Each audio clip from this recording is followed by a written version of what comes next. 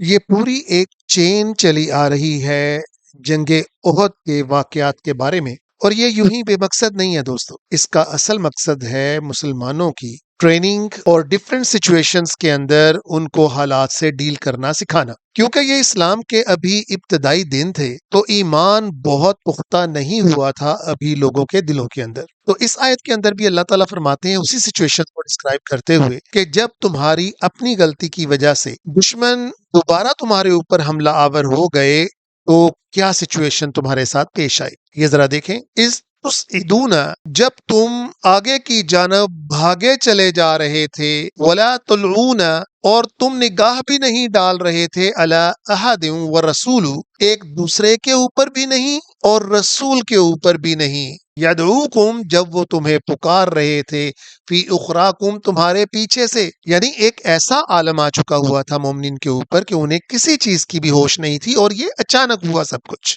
فَأَثَابَكُمْ غَمًّا بِغَمٍّ، اور تمہیں پہنچ رہا تھا دکھ کے اوپر دکھ، یعنی مجموعی طور کے اوپر بیان کیا جا رہا ہے کہ تم بدحواسی میں اتنے الجھ کر رہ گئے کہ تمہیں اپنی سچویشن کا بھی احساس نہیں تھا اور نہ ہی اپنے رسول کا جو تمہیں پکار رہے تھے۔ پہلے سچویشن ڈسکرائب کی اللہ تعالیٰ نے، اور اب اس کا ایک مقصد، ایک رزلٹ، ایک ٹیچنگ بیان کر رہے ہیں اللہ تعالیٰ۔ دوستو یہ قرآن ہے، یہ یوں ہی نہیں اترا۔ آج ہمارا تمام زور جو لگ رہا ہے وہ اپنے بچوں کو زیادہ سے زیادہ تجوید سکھانے کے اوپر لگ رہا ہے، اور وہ بہت خوبصورتی سے قرآن کو پڑھنا سیکھ لیں اس کے اوپر لگ رہا ہے۔ ٹھیک ہے، یہ بھی کرنا چاہیے، مگر قرآن اس کے لیے اترا ہی نہیں ہے کہ اس کو خوبصورت انداز میں پڑھا جائے۔ یہ تو قانون کی کتاب ہے۔ اگر آپ ایک جج کے سامنے کھڑے ہو کر قانون کا حوالہ گا گا کر دے رہے ہوں اور بڑی خوش الحانی کے اندر اس کو ڈسکرائب کر رہے ہوں تو کیا اس کا فائدہ ہوگا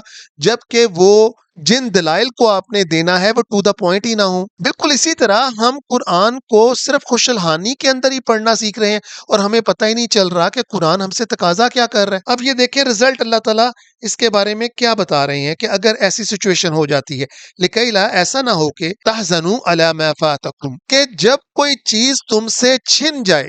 اب مخصوص تو یہ جنگ احد ہے، مگر اس کو جنرلائز کریں، یونیورسلائز کریں تو جو چیز تم سے چھن جائے اس کے اوپر دکھ نہ کرو۔ ولا ما اصابکم، اور جو کوئی بھی مصیبت تم پر آن پڑے اس کے اوپر بھی دکھ نہ کرو، کیونکہ یہ ڈفرینٹ سچویشنز ہوتی ہیں جس کے اندر سے نکل کر انسان، جیسے کہ پہلے آیت کے اندر بیان کیا جا چکا، کہ اپنے آپ کو پیوریفائی کرتا ہے۔ مومن تو اس کے اندر سے کندن بن کے نکل آتے ہیں، لیکن منافق اس کے اندر ایک راکھ کی طرح بہہ جاتے ہیں۔ واللہ خبیر بما تعملون، اور اللہ تعالیٰ بہت بہتر جانتے ہیں کہ جو بھی تم عمل کر رہے ہو۔